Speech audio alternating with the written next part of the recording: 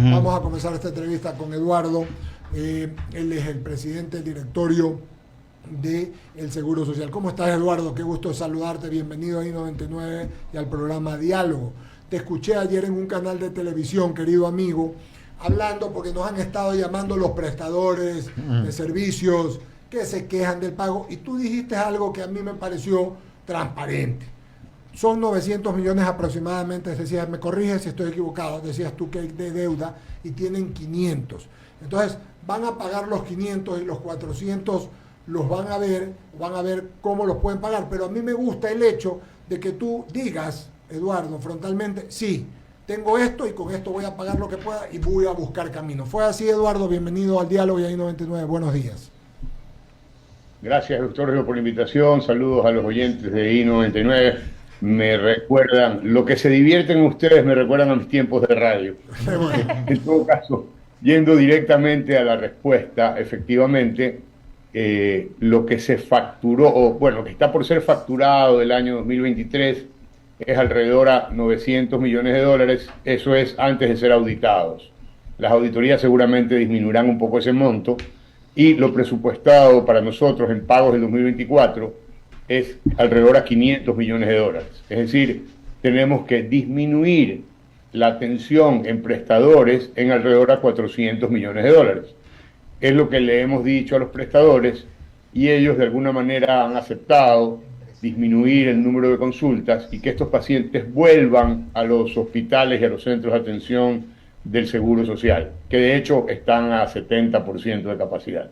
Es decir, nosotros primero tenemos que saturar nuestros sistemas hospitalarios para luego derivar, y no a la inversa, que es lo que estaba pasando, que las derivaciones estaban disminuyendo la capacidad, digamos, de hecho, habían disminuido la capacidad de atención en nuestros hospitales, que para nosotros son costos fijos. Entonces, tienes estos costos fijos, tienes que llevarlos a 100% de consumo para de ahí derivar, y no lo que estaba pasando ahora. De esta forma, Eduardo, y lo que te entiendo, porque vi la entrevista, la vi en la noche, la grabé, además que dijiste que van a tratar de reducir los prestadores, lo acabas de decir, ¿verdad? Tú juzgas que había muchas prestaciones innecesarias. Ya sabemos que hay deuda. Vas a tratar de bajar eso, ¿verdad? Pero dentro de ese grupo hay prestadores innecesarios. No, yo te diría que hay una oferta exagerada en la atención primaria. Primaria significa consulta en general. Entonces, la idea es nosotros disminuir el número de atenciones primarias en prestadores, no así en los centros de salud del IES. Queda clarísimo, queda clarísimo. Una más para pasarle a Ramiro, luego Andrea Javier. ¿Qué es lo más difícil que hasta ahora has encontrado, querido amigo, en tu puesto como presidente del director? ¿Qué es lo que más te toma tiempo y lo que más quieres ayudar y tratar de resolver? Ok, hay dos problemas fundamentales. Primero, y creo que lo más importante, es entender que la estructura de la seguridad social ecuatoriana tiene que ser revisada. Porque nosotros, que inauguramos hace 93 años más o menos la seguridad social, las condiciones de los principios del siglo XX son absolutamente diferentes de las condiciones que vivimos hoy. Estamos en los primeros 20 años del siglo XXI. ¿Y a qué me refiero con esto? Precisamente, por ejemplo, jubilación. Cuando arrancó la seguridad social, la expectativa de vida de los ecuatorianos era 71 años. Hoy la expectativa de vida de los ecuatorianos anda por los 83 años. Entonces, si tú te jubilas a los 65 años, el siglo pasado, bueno, te pagábamos 6 años de jubilación, es decir, la expectativa de vida era 6 años post jubilación. Y la jubilación, el monto de jubilación, se pensó en ese periodo, alrededor de 6, 7, quizá 8 años. Hoy debemos repensarlo, porque si te jubilas a los 65 y te mueres a los 83 o a los 84, entonces yo te pago un periodo mucho más largo de jubilación. Y eso no estuvo calculado actuarialmente cuando se fijó la tasa en 20.6% del salario. Entonces, además que los ecuatorianos, que somos muy generosos, lo que hemos hecho en estos 90 años respecto del tema jubilación es incorporarles otros ítems que no estaban actuarialmente calculados. Por ejemplo, el que quizás más impacte es que el Seguro Social te paga 14 sueldos jubilares cuando te cobró solamente 12 aportaciones, porque el 13º y el 14º no aportan al IES. Pero cuando tú te jubilas, sí recibes esos sueldos, esos extra sueldos, entre comillas. Eso tampoco estaba actuarialmente calculado. Y por último, solo para ejemplificar, cuando tú te jubilas, el monto de jubilación se calcula en base a los 5 mejores años de sueldo que tuviste durante tu vida laboral. Eso también fue distorsionado por nosotros los ecuatorianos, que somos muy imaginativos. Había muchos empleados que cuando se iban a jubilar, cuando estaban cerca de llegar a la jubilación, le decían al patrono: jefe, súbame la aportación para coger más estos últimos años. Ese coger más es de un pozo que no estaba diseñado. Entonces, ¿qué quiero decir con esto? Que al fin del día, hoy nos vemos obligados a resolver esos pequeños problemas que hemos ido incorporando en la seguridad social en los últimos 90 años. Ramiro Cepeda. Aló, Eduardo, ¿me escucha? Ahí estás. Pido el micrófono, por favor. Tocayo. Ramiro, ¿cómo estás? Bien, te voy a poner un caso que es recurrente dentro del tema del Seguro Social. Patronos que no pagan o están en mora con sus haberes y aportaciones que, pagadas por el trabajador, el patrono no ha cumplido con el Instituto Ecuatoriano de Seguridad Social. Y por tanto, hay empleados que, habiendo pagado sus aportaciones y el empleador no haberlas cumplido con el IES, no pueden acceder ni a servicios ni a la jubilación.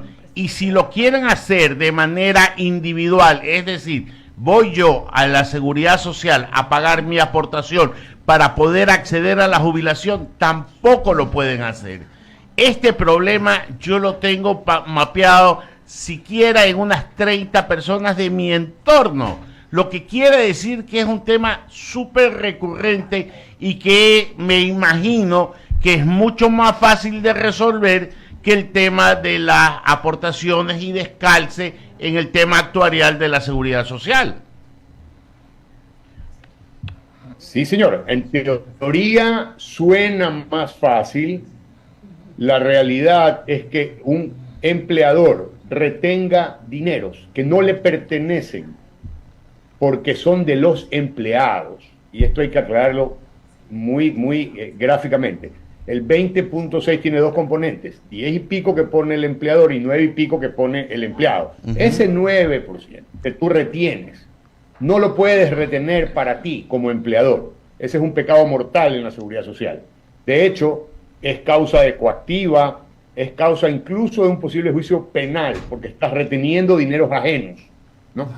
Entonces, el momento que tú no le pagas a la seguridad social, la parte del empleador podría ser justificable si tienes problemas de flujo, pero la parte del empleado no es justificable. Eso te genera el problema que tú nombras, que es que hay muchos empleadores que el momento que dejan de pagar, sus empleados no pueden acceder a las prestaciones de la seguridad social. Hay dos cosas que hemos hecho ahí. Primero, tú hasta el día 15 de cada mes debes pagar tus aportaciones de planillas, más fondos de reserva, etcétera, lo que tengas que pagar. Si no pagas hasta el 15, puede haber muchos motivos. A veces son empresas pequeñas en donde el gerente general es contador y hace todo, y a veces se olvida. Entonces, entre el día 15, o sea, entre el día 16 y el día 54, puede ser un olvido simplemente, y lo que estamos tratando es de hacer un recordatorio a las personas que se atrasaron: señor, no se me cuelgue, o sea, acuérdese que tiene que pagar esta vaina, porque si no sus empleados van a tener estos problemas y no queremos entrar a un tema legal, coactivo, o cualquier cosa. Entonces, entre el día 16 y el 54, nosotros al día 15 hemos cobrado más o menos el 65% de la planilla. Entre el 16 y el 54, la idea que tenemos hoy es cobrar el 20% más, es decir, llegar a 85, a 90%, de manera que lo que se nos descalce sea mínimo. Esa diferencia entre 65 y 85 o 90 es millones de dólares, obviamente, y lo que haremos en periodos es tratar de cobrarlo más rápido. O sea, de recordarle al empleador que tiene estos compromisos pendientes. Ahora, ¿qué pasa cuando se pasa de 54 o 55 días? Bueno,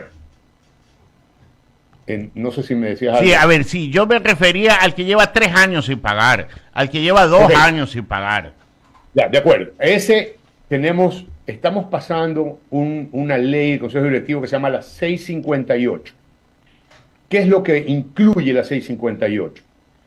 Es un sistema de pago justamente para ese patrono que tú dices o que nombras en este momento, que tiene 2 o 3 años sin pagar. Ahí lo que estamos haciendo es darle 7 años de plazo para que pague capital más intereses. Esta ley 658 ya fue implementada hace alrededor de un año y en ese momento tuvo observaciones de la Superintendencia de Bancos. Nosotros lo que hemos hecho es corregir estas observaciones y reformarla para volverla a proponer. Ya fue a primer debate, tiene algunas observaciones todavía por parte de los vocales, observaciones que serán resueltas en los próximos 13 días. Y en 13 días debemos llevarla a segundo debate y aprobarla.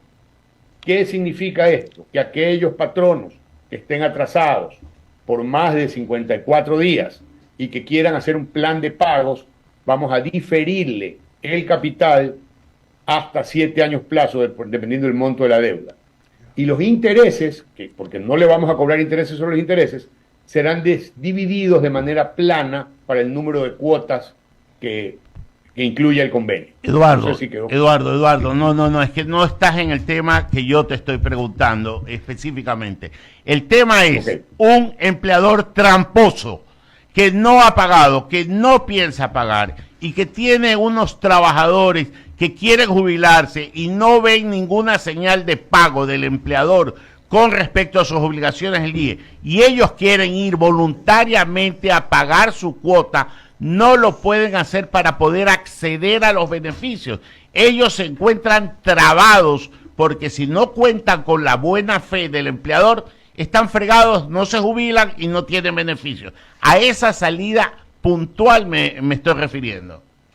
Ok, ahí, mira, el IES tiene unos blindajes exquisitos, no hay cómo atender a los empleadores, a los empleados cuyos empleadores no quieran pagar.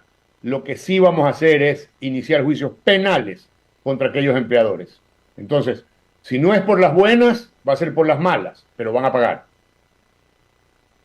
Porque sigues dejando tragado al empleado que quiere jubilarse y que quiere acceder a los beneficios, y la función del IES queda sin cumplirse porque hay un empleador tramposo. No hay cómo cambiar la normativa para que el empleado pueda ir a pagar la obligación que el empleador no lo hizo y así pueda acceder a sus beneficios, que durante 40 o 30 años lo ha hecho y que porque 3 no le han pagado no puede acceder a su jubilación. La respuesta es sí hay cómo cambiar la ley, pero tiene que hacerlo la Asamblea Nacional, no el Consejo Directivo, desgraciadamente. Entonces, ¿qué es lo que puede hacer el Consejo Directivo? Y lo que vamos a hacer nosotros es iniciar juicios penales contra los empleadores tramposos que quieran someter a sus empleados a esta crisis, digamos. Ok, le paso a Andrea González que continúa con la entrevista. Buenos días, Eduardo. ¿Cómo vas? Un gusto saludarte. Andrea. ¿Cómo estás? Yo te pongo una pregunta que es un poco más, un reto en realidad para los países en general. Poco a poco los seguros sociales estatales se convierten poco atractivos para las generaciones que vienen. Muchas de los que millennial o Z les preocupa la jubilación, piensan en sus mayores, en sus padres, en aportar con este sistema para mantener una vejez digna de sus familiares, pero en sí el producto no es atractivo. ¿Te parece que es posible o de alguna manera que soluciona algún problema ofrecer un producto distinto, más adaptado hacia los jóvenes que no tienen tantos problemas de salud, que tal vez buscan en una institución estatal de salud más prevención que realmente atención?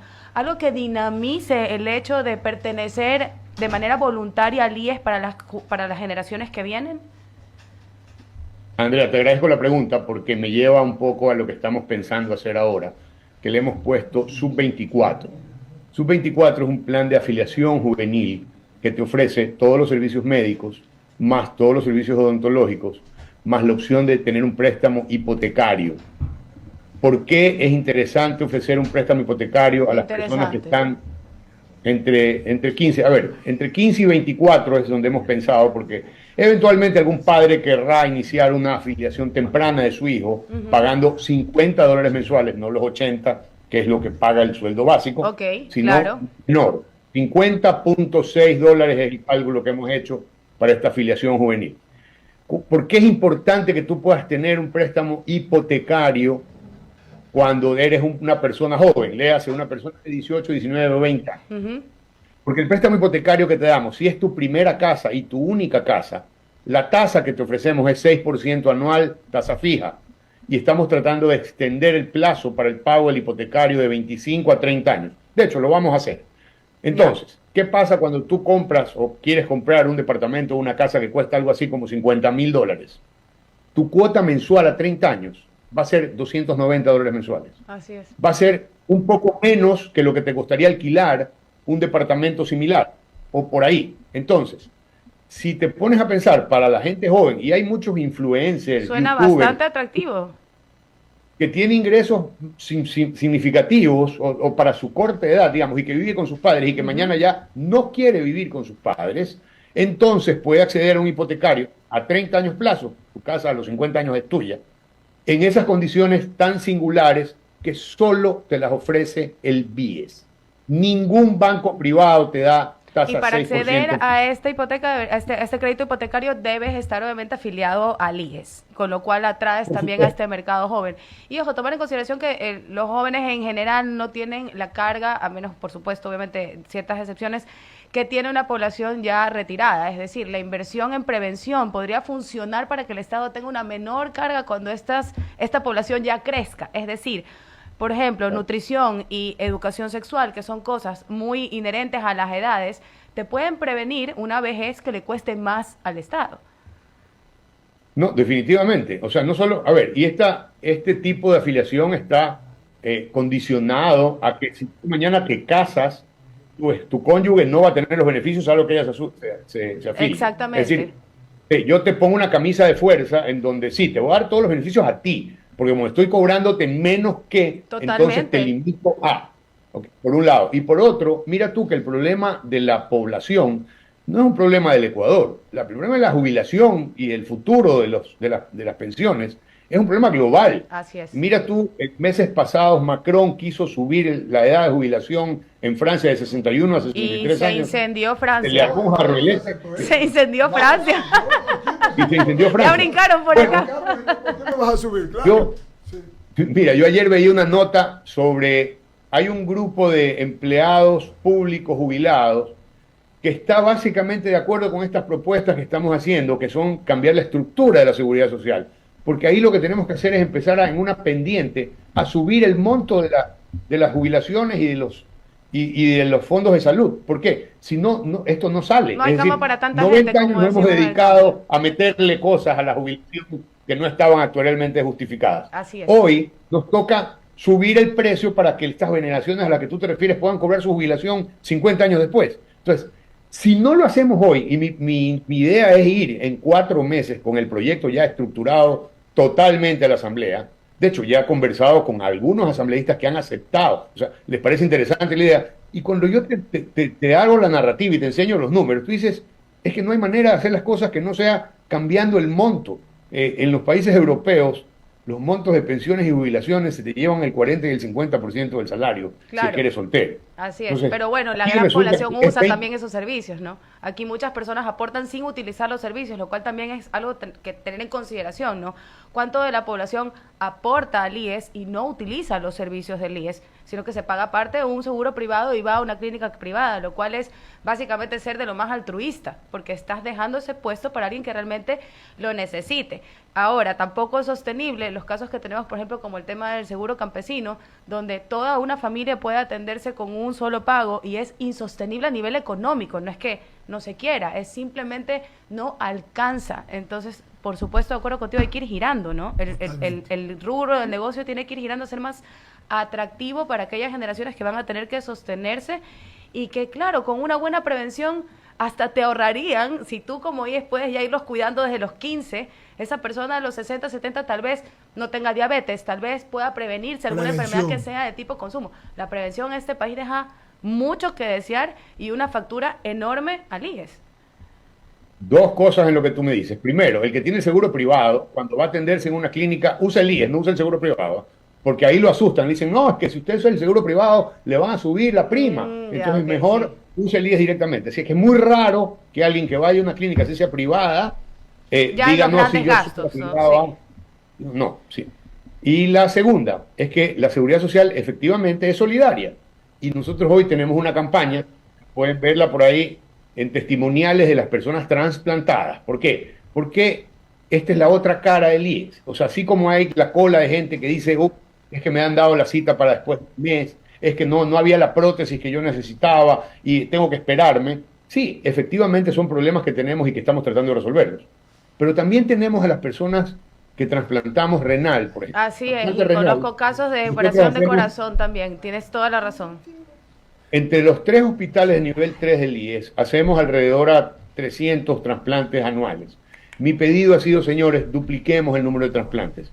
Hacemos trasplantes de riñón, hacemos trasplantes de córnea y hacemos trasplantes de médula. Wow. Ahora, un trasplante renal para una persona que tiene insuficiencia renal, que está atada a una máquina 3 o 4 veces a la semana, claro, es curativo y cuesta en el mercado privado $70,000. Estos afiliados tienen costo cero. Dicen, no, pues que han pagado toda la vida. Claro, la seguridad social está para eso, para que aquella persona que sin tener la capacidad de pagar una operación de alrededor a $70,000 pueda trasplantarse en el hospital del IES, que es lo que nosotros hacemos. O sea, esa es la otra parte. Y cuando tú ves los testimoniales, son muy emocionantes, te cuento.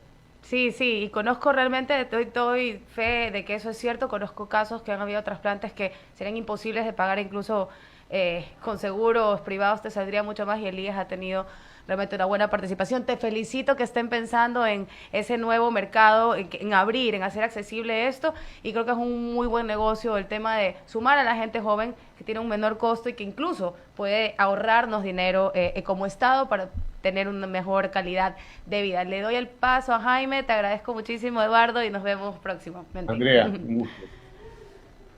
Jaime, querido. Jaime. Aquí estoy. Ahí está Aquí Jaime. Sí, aquí estoy. ¿Qué tal, Eduardo? Los años que nos vemos. La verdad es que un placer tenerte aquí en 99. Yo voy al miedo que surge en el mercado de todos los que aportamos. Y en un momento dado, más aquellos que están recibiendo la jubilación hoy en día. Entonces, se habla de que el IES está quebrado. ¿Qué tan cierto es esta vaina y qué tan cierto es que va a peligrar las jubilaciones de los que ya están recibiendo en estos momentos la jubilación? A ver, nosotros tenemos un poquito más de 500,000, que son 520,000 jubilados, a quienes les pagamos puntualmente todos los días 19, $394 millones entre todos. Nunca nos atrasamos ni un día. Es decir, la jubilación es una de las cosas en que tenemos especial cuidado porque sabemos de lo vulnerables que son los jubilados. Primer ítem, no nos atrasamos ni nos atrasaremos en los pagos de las jubilaciones. Segundo, esto seguramente va a seguir así durante los próximos 3 años. Quizás en 3 años podríamos tener problemas si es que no hacemos hoy lo que debemos hacer, que es de lo que conversábamos al principio de la entrevista, que es mover el monto de aportación para la jubilación. ¿Ok? Porque la argumentación es no solamente que la natalidad nos juega en contra. Hoy tenemos menos jóvenes que los que teníamos hace 90 años. De hecho, si te pones a pensar, a principios del siglo XX, las familias tenían 4 o 4.4 hijos promedio por familia. Hoy, las familias que deciden ser familias tienen apenas 2 hijos en promedio, 2.1 es el número. Entonces, esa disminución hace que nosotros en el futuro tengamos potencialmente menos aportantes. Y eso es un tema que tenemos que resolverlo de 2 maneras. Afiliamos a todos, planes juveniles o con captaciones, que lo estamos haciendo, y además les cobramos un poco más a todos para garantizar el pago futuro de los jubilados. Se jubilan 40,000 personas cada año tenemos 40.000 más. ¿Ok? Entonces, si nosotros crecemos el radio, aportantes jubilados, que hoy es 5-1, y lo llevamos a 9-1, no tenemos problemas. O en su defecto, si pasamos de 20.1, de 20.6, la aportación la llevamos a 30%, tampoco tenemos problemas. El problema es en cómo hacemos la pendiente para irnos de 20.6 hasta 30. Eso puede tomarnos 10 años, puede tomarnos 15, pero hay que hacerlo y hay que empezar hoy. Eduardo, por eso me estás hablando de los ingresos del IES para poder sostener una operación.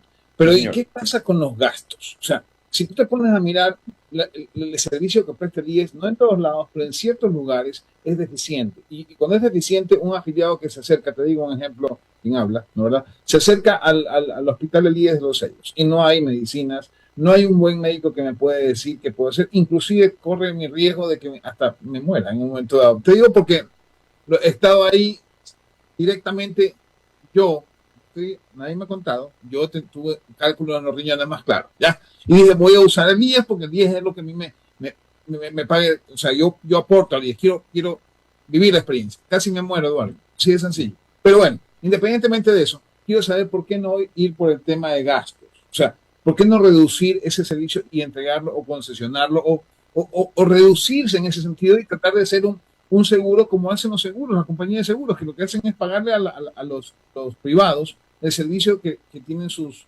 afiliados, digamos. Es un ejemplo que te pongo. Sí, a ver, en los últimos 2 meses ha cambiado sustancialmente la atención del IES de Los Ceibos porque tenemos un nuevo administrador que se llama Jorge Sala. Entonces, ojalá puedas ir de nuevo para que veas la diferencia. Realmente, los problemas estructurales del IES, obviamente no son pues de 3 meses acá, son de 30 años por acá. El problema que ha tenido el IES es que ha sido un poco el refugio de los petitorios de los políticos para que sus amigos, primos, tíos tengan un empleo. Al fin del día, ¿qué ha provocado eso? Que efectivamente tengamos un exceso de personal. Estamos trabajando paralelamente. Acuérdate que son varias bolas en el aire. Y esta es una de las. Nosotros en estos 3 meses tenemos alrededor de 830 empleados menos, que eso en 34.000 y pico, 34.500, no, digamos, no se va a sentir todavía. De hecho, no ha pasado nada con 800 menos. Podría no pasar nada con 3.000 menos también, pero no puedes arriesgarte a que la atención, que tampoco es excepcional, se perjudique por ser muy eficiente en el tema número de prestadores, número de empleados que prestan atención, sobre todo de salud. Entonces tenemos que ser muy cuidadosos en cómo hacemos esos recortes. Si bien la parte administrativa es mucho más sencillo, porque ahí además es donde más grasa tenemos, estamos trabajando en eso. ¿Por qué no irnos a prestadores? Y ahí me voy a remitir a las pruebas. ¿Qué ha pasado con los prestadores que usamos el momento que nosotros teníamos un determinado número de afiliados, pero por ahí un gobierno dijo atiendan a los hijos y a las esposas? Y entonces nos incrementó el número de usuarios, primero triplicó el número de usuarios, y este triplicado fue sin aportaciones. Entonces eso le metió mucho estrés al sistema de salud del IES. Y ahí es donde empezamos a tener las colas. Entonces, lo que dijeron es, ok, que vengan prestadores privados para aliviar la presión que está sintiendo el sistema de salud del IES, y vinieron los prestadores. Inicialmente eran pocos, ahora son demasiados, y hubo mucho abuso por parte de los prestadores en ese proceso. ¿A qué me refiero con abuso? Que los prestadores de alguna manera empezaron a entorpecer la labor de los hospitales de salud del IES para beneficiarse de las derivaciones. ¿Qué quiero decir con esto? Es que no hay el químico para la máquina del hemograma, derívelo. Es que se dañó el tomógrafo y no viene el técnico. De hecho, cuando venía el técnico lo amenazaban, derívese. Hoy necesitamos frenar las derivaciones y devolverle los pacientes a los hospitales y centros del IES. ¿Por qué? Porque es la única manera viable de que salud opere no en rojo como está ahora, sino que empate el partido y opere even, o sea, que no pierda plata. Ok, listo. Gracias, Eduardo. Un placer haberte tenido aquí, pues obviamente por tu tiempo, y esperamos verte nuevamente por acá por estos micrófonos, ¿no? Con mucho gusto, cuando quieran, chicos. Gracias, tocayo. Un abrazo, Eduardo.